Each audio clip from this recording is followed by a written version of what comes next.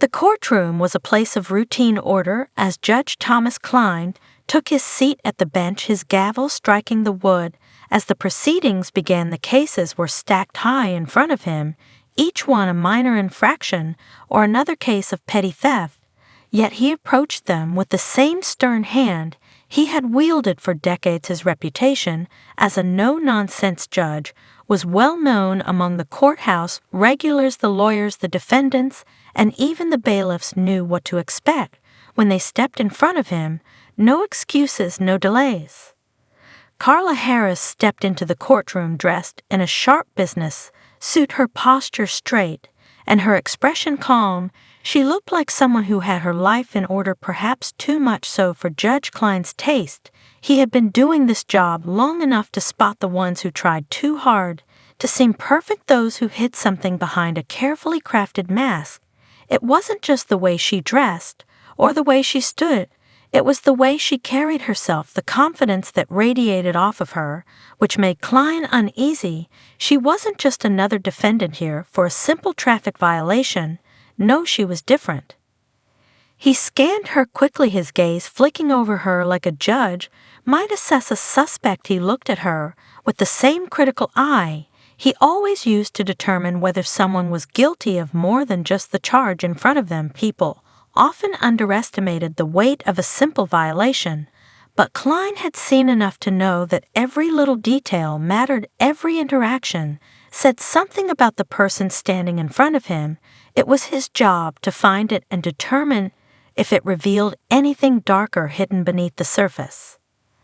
As Carla approached the bench, her eyes met his with a calmness that made Klein uncomfortable.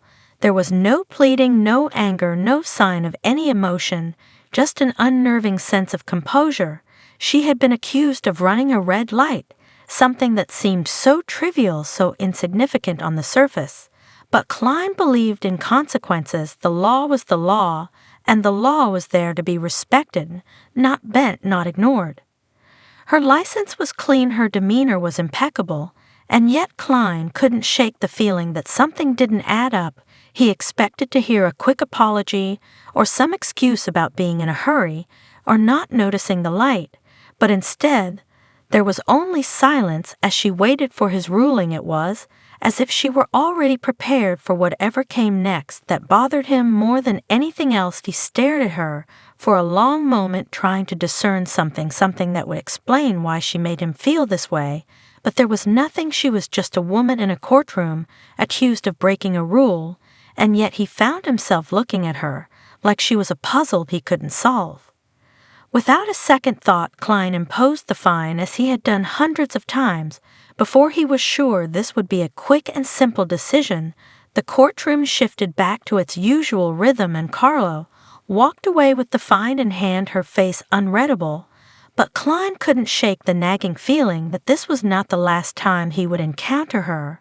He didn't know why, but something told him that this woman was far more than the traffic violation that had brought her here today. Days passed after the courtroom encounter, and Judge Klein tried to move on, focusing on the cases that filled his docket.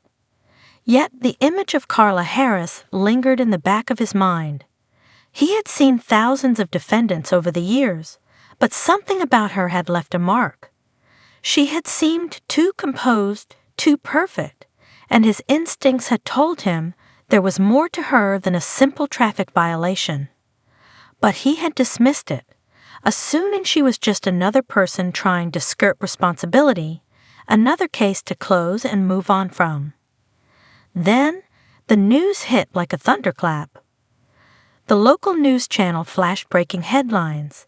Major crime syndicate dismantled, key player arrested.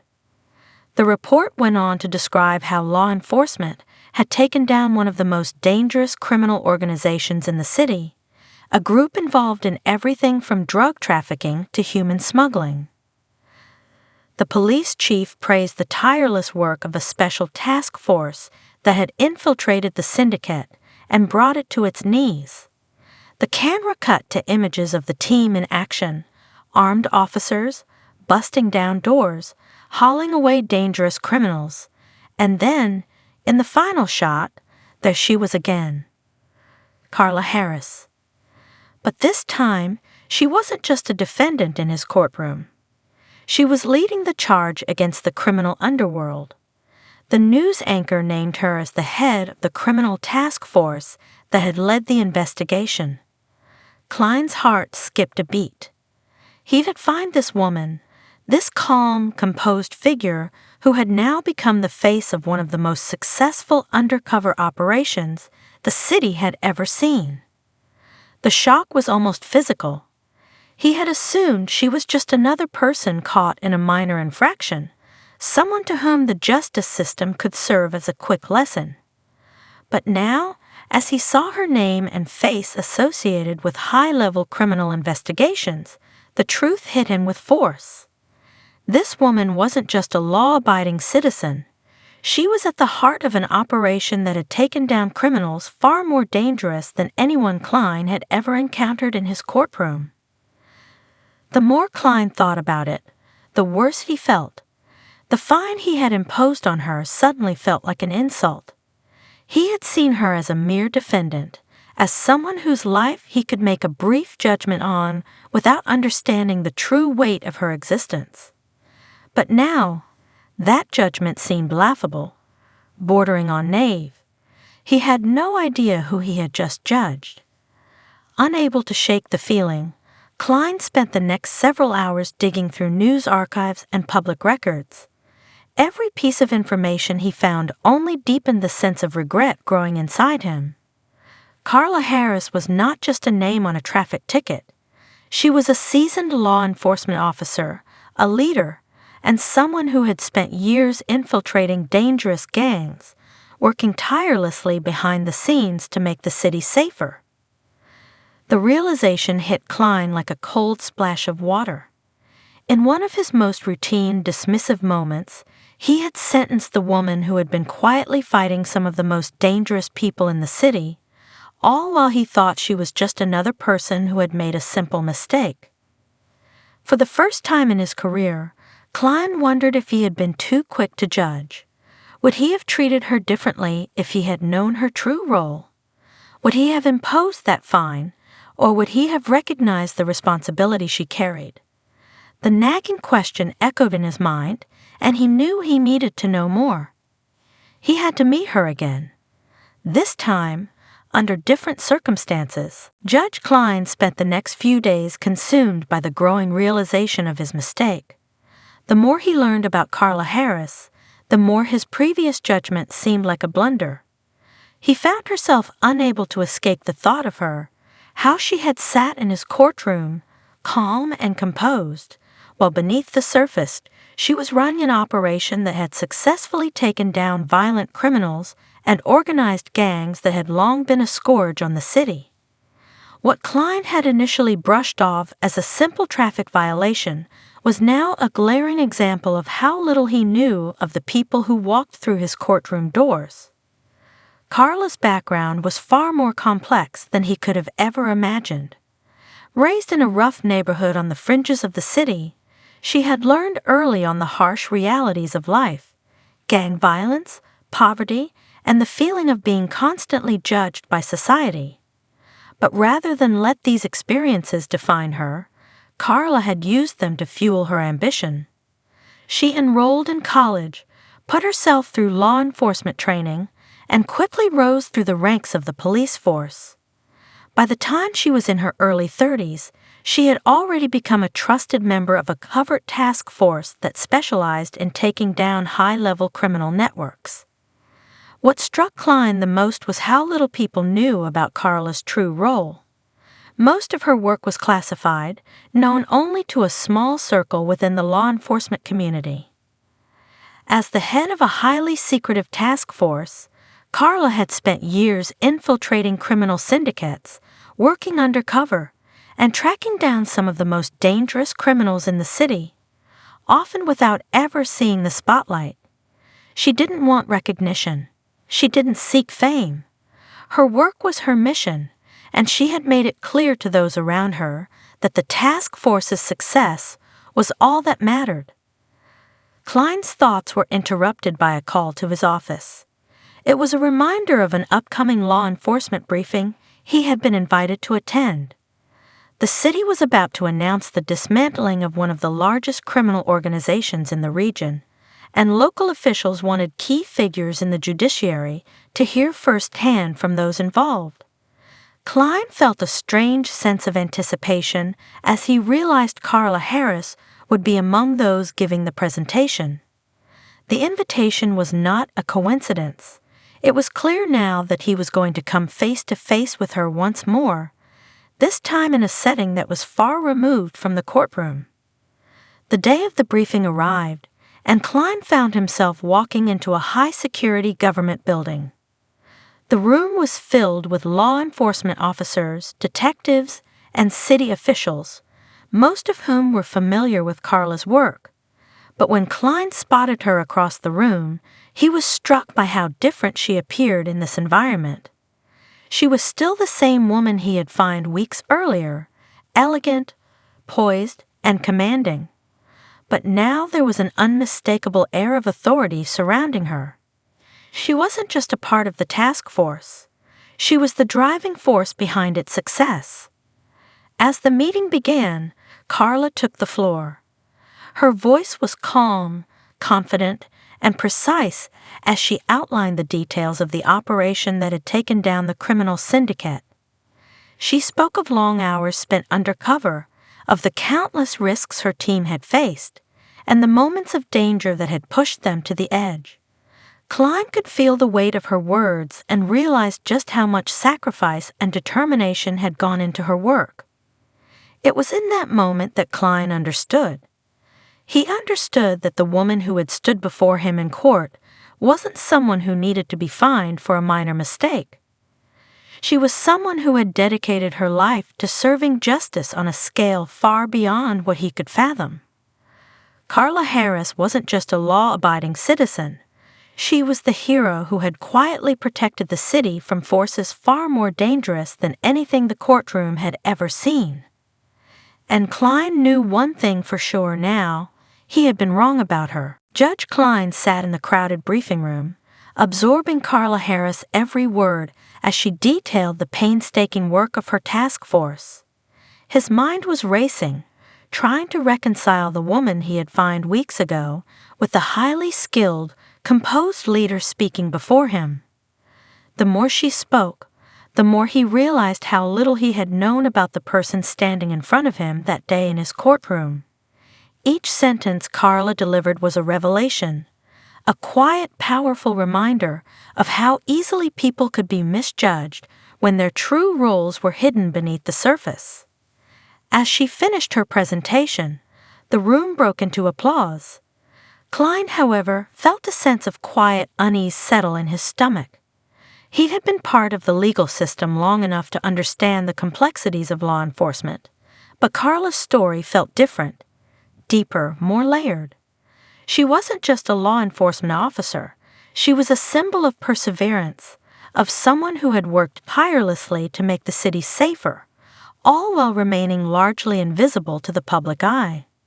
He couldn't shake the nagging feeling that his quick judgment of her had been a grave mistake.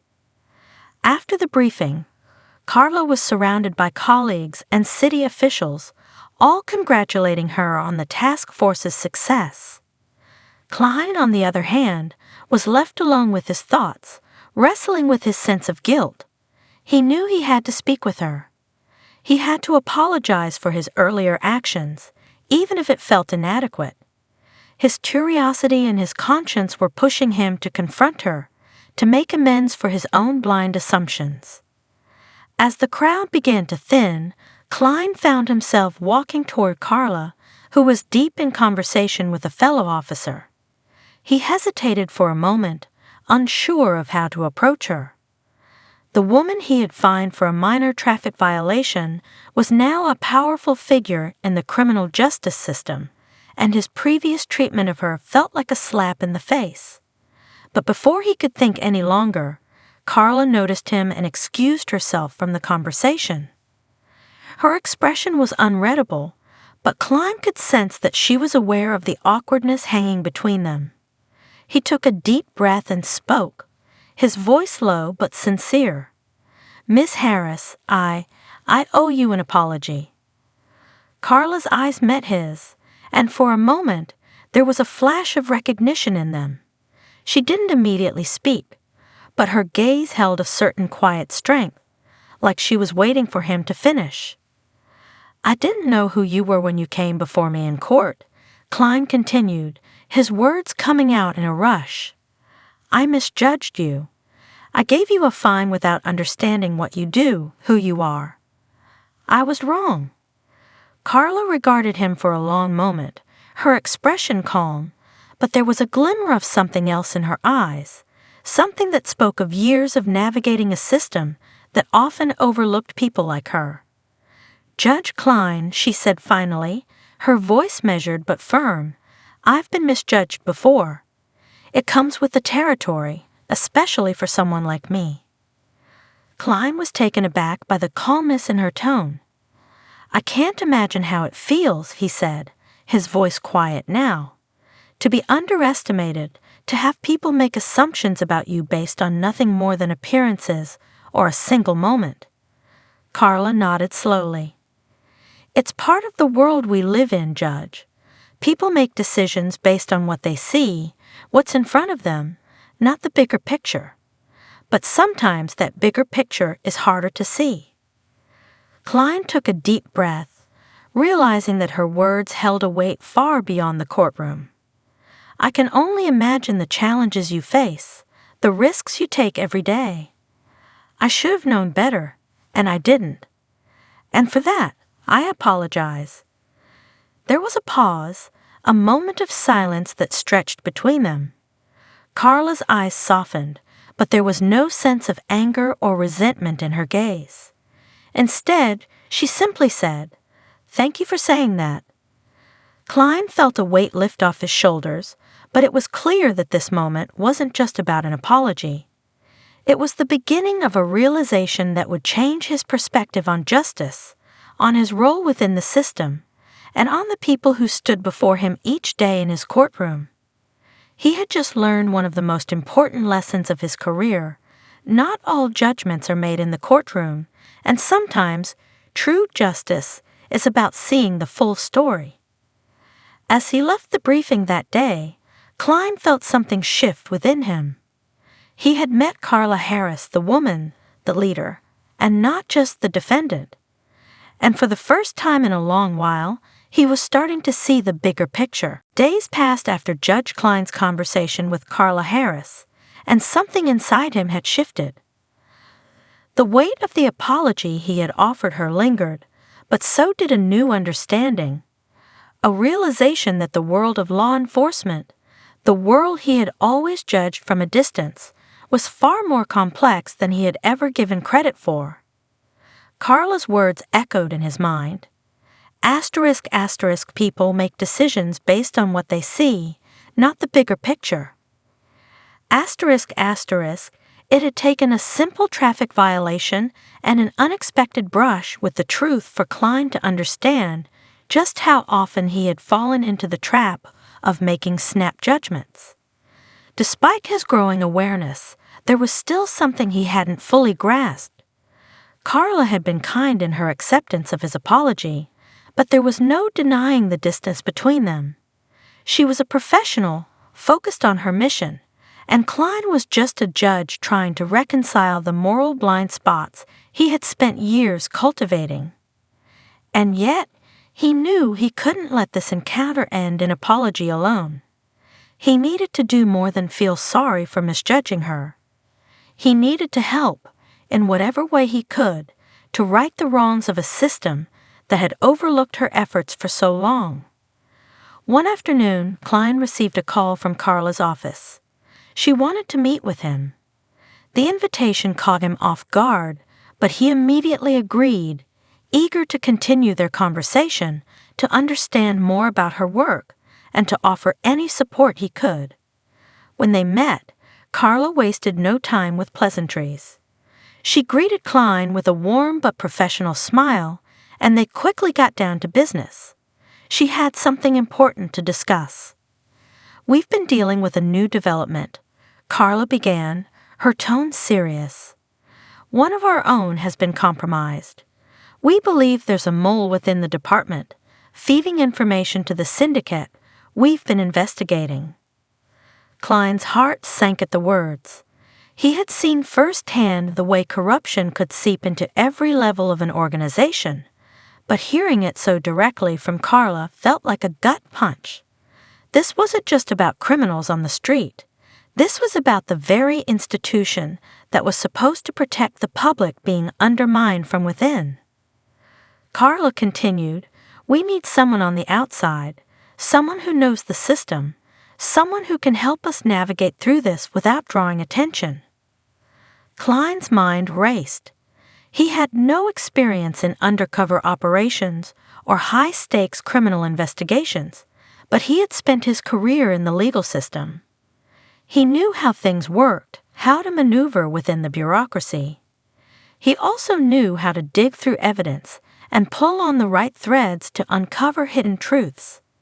But more than that, he knew he owed it to Carla and the rest of her task force to do everything he could to support their mission. "I'm in," Klein said without hesitation. His voice was steady, though his pulse quickened. "Tell me what you need." Carla looked at him, her expression unreadable for a moment, before a hint of relief washed over her. "We need someone to make sure the investigation stays within the boundaries of the law. There's a fine line between justice and revenge in these operations, and I need someone I can trust to make sure we don't cross it." Klein nodded, his mind already racing through the possible avenues they could take. He knew the delicate balance of law enforcement, how easy it was for well-intentioned officers to become tangled in their pursuit of justice. The law was meant to be a shield, not a weapon. If there was a mole, they had to root it out carefully, without endangering the work Carla's team had already done. Over the next few weeks, Klein became more involved with the task force than he had ever anticipated. He was briefed on ongoing cases, consulted on legal matters, and even provided counsel on how to proceed with investigations without tipping off the wrong people. The work was exhausting, but it was fulfilling in a way Klein hadn't experienced in years. And as he worked side by side with Carla and her team, he began to understand the weight of the responsibility they carried. The threats they faced were constant, but so was their unwavering commitment to bringing justice, no matter the personal cost. But the deeper Klein got involved, the more he realized that the line between right and wrong wasn't always so clear. The people they were after were dangerous, ruthless, and willing to do anything to protect themselves. And the closer they got to uncovering the mole, the more dangerous things became. Klein's involvement with Carla's task force had only just begun, but already he felt the ground beneath him shifting. For the first time, he wasn't just sitting behind a bench judging cases. He was actively part of the fight for justice, and he knew there was no turning back. Weeks passed, and Judge Klein became deeply enmeshed in the covert operations with Carla Harris's task force. His involvement had been largely behind the scenes, but his presence was crucial. He was no longer just a bystander watching the case unfold. He was actively contributing to the task force's efforts to root out the mole within the department. As the days blurred into nights filled with surveillance reports, legal counsel, and covert meetings, Klein found himself learning the complexities of law enforcement in ways he had never imagined. The pace of the work was relentless. Carla's team had made significant progress in dismantling the criminal syndicate, but the mole, the internal threat, was a looming shadow that threatened to undo everything they had worked for. Every conversation seemed to be watched. Every step they took could be a trap.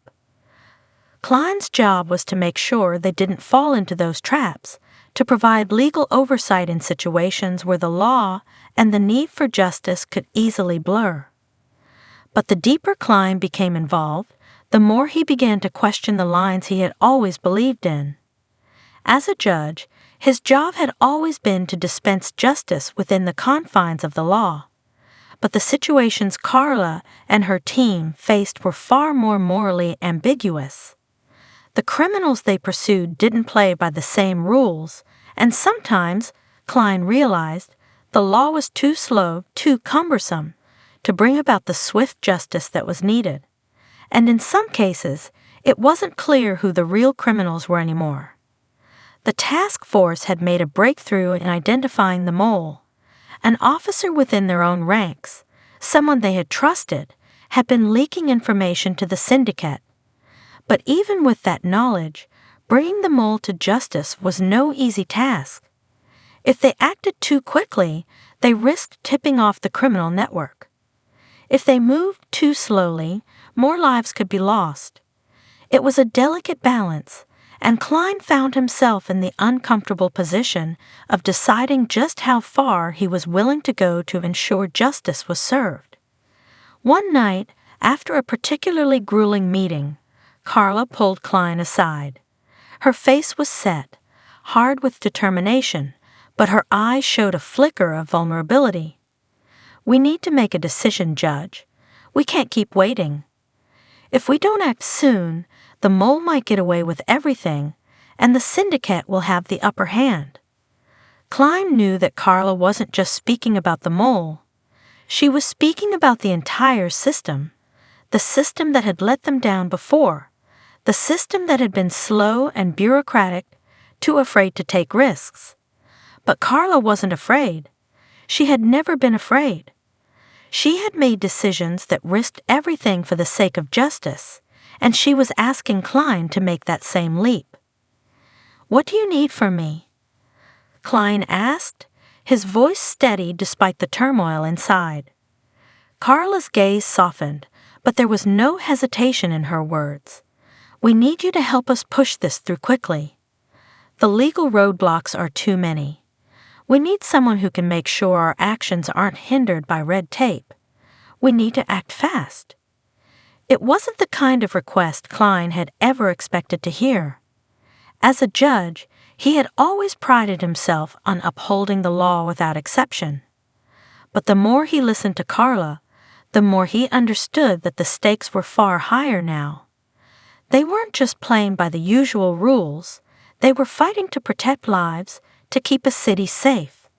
Sometimes the law couldn't move fast enough, and sometimes the right thing to do was to bend those rules, just a little, in order to save everything they were fighting for.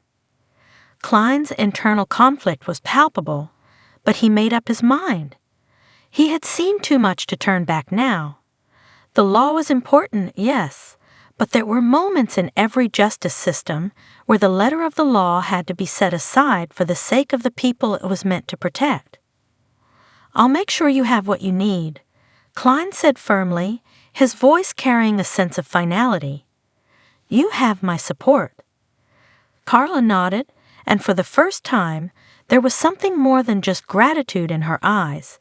There was a mutual understanding, a silent acknowledgement that they were both stepping into uncertain, dangerous waters together.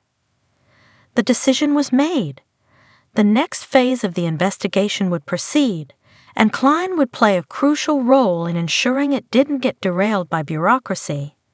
But he knew that there were no guarantees. The risks were high, and the consequences of failure could be catastrophic. The mole had to be exposed, the syndicate taken down, or everything they had fought for would unravel. As the weight of the task settled on his shoulders, Klein couldn't help but feel the gravity of it all. This wasn't just about legalities anymore. It was about protecting the very fabric of justice itself. And for the first time in his career, Klein was willing to bend the rules for the right reasons. The next few days felt like a blur to Judge Klein. The decisions he had made, the risks he had agreed to take, were beginning to sink in. He had always prided himself on following the law to the letter, but now, standing alongside Carla and her team, he understood that sometimes the law alone couldn't deliver the justice people needed. There were moments in the pursuit of justice when action had to be swift and consequences had to be weighed carefully. and those moments had come for him now. Klein was embedded deeper within the task force than ever before. He attended daily briefings, analyzed legal documents, and helped Carla navigate the legal obstacles that threatened to slow down their mission. The mole in their midst had been identified, but the clock was ticking, and the task force had to move before the syndicate realized they were being compromised. Carla had always been focused, but lately there was a different intensity to her. She had known for weeks that one of her own had been betraying them, but now that they were so close to catching the traitor, every move felt like a gamble. The stakes were higher than ever. The syndicate was on the verge of making a major move, and Carla needed Klein's help more than ever to keep things from falling apart. One evening, as the task force gathered in their headquarters, Carla pulled Klein aside again. This time, there was a tension in the air that Klein hadn't felt before. "We've confirmed the mole's identity. It's Officer Ryan Hayes," Carla said, her voice barely a whisper. "He's been feeding information to the syndicate for months. He's not just a low-level leak. He's been passing along details about undercover operations, arrest plans, everything. He's done enough damage already, and if we don't act quickly, he could destroy everything we've built." Klein's stomach twisted at the thought. Officer Ryan Hayes had been a trusted member of the department.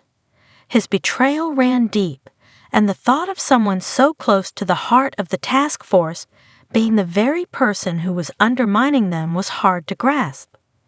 But Klein had learned by now that betrayal could come from anywhere, even from those who wore the same badge. "We need to make sure this is airtight," Klein said, his voice firm. "If we're wrong, if there's even a shred of doubt, it could blow up in our faces.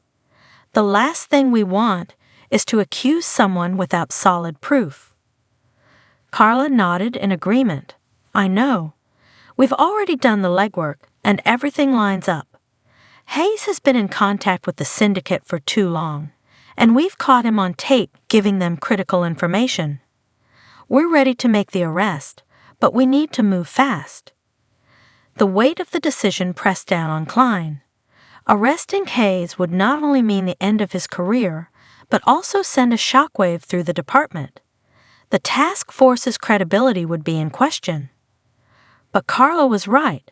The longer they waited, the more dangerous Hayes became.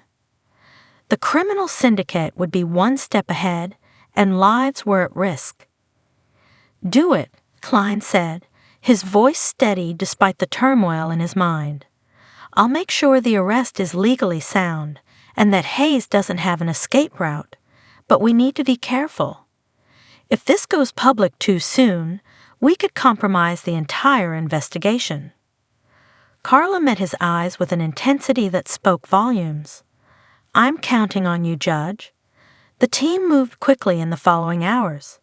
They had a plan in place, one that would ensure Hayes would be taken down without alerting the syndicate. Klein worked with the team to ensure every legal step was followed, making sure the arrest was beyond reproach. But even as the operation progressed, Klein could feel the tension mounting. He knew that the moment they moved in on Hayes, they would be walking a razor-thin line. One wrong step, one miscalculation, and the entire investigation could fall apart. As the night wore on, the team closed in on their target. Hayes had just left the precinct, unaware that his betrayal was about to be exposed. The moment came when they moved in to arrest him. The look on Hayes' face was a mixture of confusion and fear when the team surrounded him. He knew something was wrong, but the realization came too late. As he was handcuffed and led away, Klein watched from the sidelines, a sense of grim satisfaction filling him. Hayes had been the mole. Justice had been served, but the battle was far from over. The arrest was just the beginning. Now they had to deal with the fallout, the investigation into Hayes' connections within the syndicate, the potential exposure of other moles, and the ongoing work to dismantle the rest of the criminal organization. But for the first time in weeks, Klein felt like he was on the right side of things, even if the path to justice had taken him to places he had never thought he'd go. For Klein, there was no turning back. The work wasn't just about enforcing the law anymore. It was about protecting the very ideals of justice, even when it meant breaking the rules to do so. As he looked at Carla, the woman who had shown him what real courage and commitment looked like, he knew their fight was far from over. But they were in it together, and that, for Klein, was all that mattered now.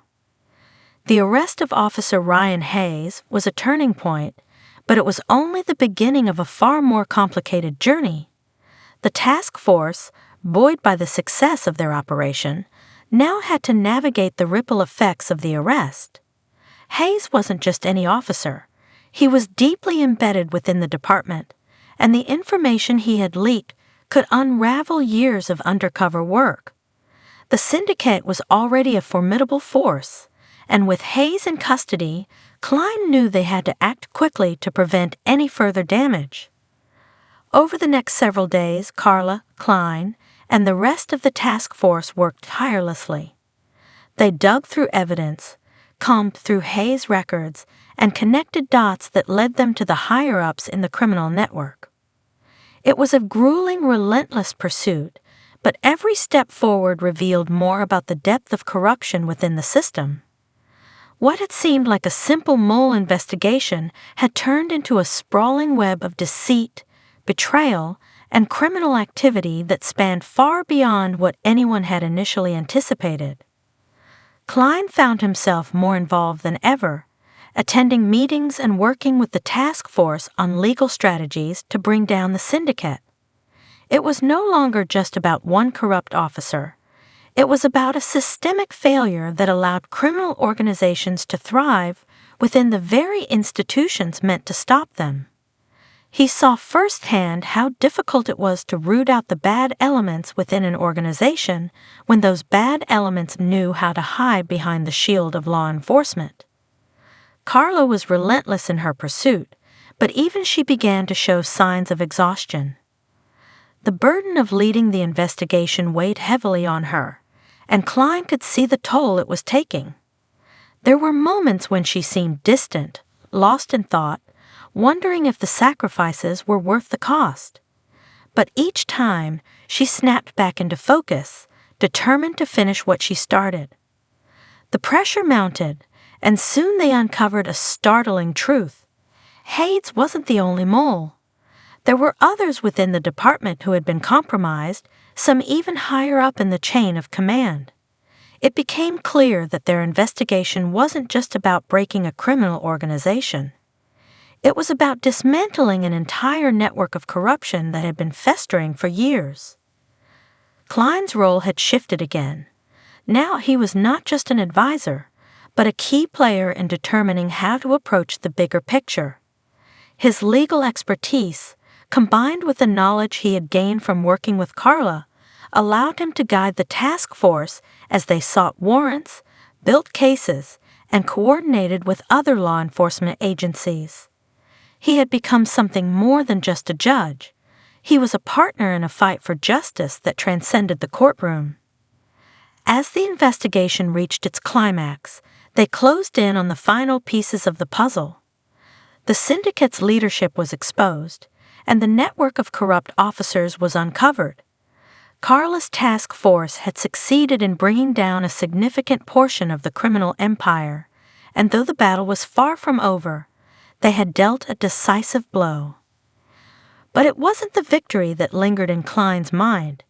It was the transformation he had undergone. The man who had once thought of justice in black and white terms was now deeply aware of its complexity. He had seen firsthand how easily the system could fail, how deeply entrenched corruption could be, and how far people like Carla were willing to go to make things right. In the end, Klein didn't just return to his old life as a judge. He had been changed by everything he had witnessed. He had come to understand that true justice wasn't just about enforcing the law. It was about recognizing when the law itself wasn't enough, when the rules had to be bent in the service of something greater. It was about standing up, even when the odds were stacked against you, and fighting for what was right, no matter the cost. Carla, too, had changed. She had faced insurmountable odds and had emerged victorious, but it wasn't just her professional success that defined her. It was the sacrifices she had made, the personal toll it had taken, and the unshakable belief that justice was worth fighting for. The weight of her mission was something she carried with her always, but she had a newfound ally in Klein. Together, they had navigated a moral and legal labyrinth, and together, they had found a way to restore justice in a world that had often seemed indifferent to it. As they sat together one evening, watching the city from the task force's office, Klein turned to Carla. "We've done something important here," he said quietly. Carla nodded, her expression thoughtful but resolute. "It's not over, but it's a start." Klein understood. The fight for justice never truly ended, but for the first time, he knew they were on the right side of it, and that made all the difference.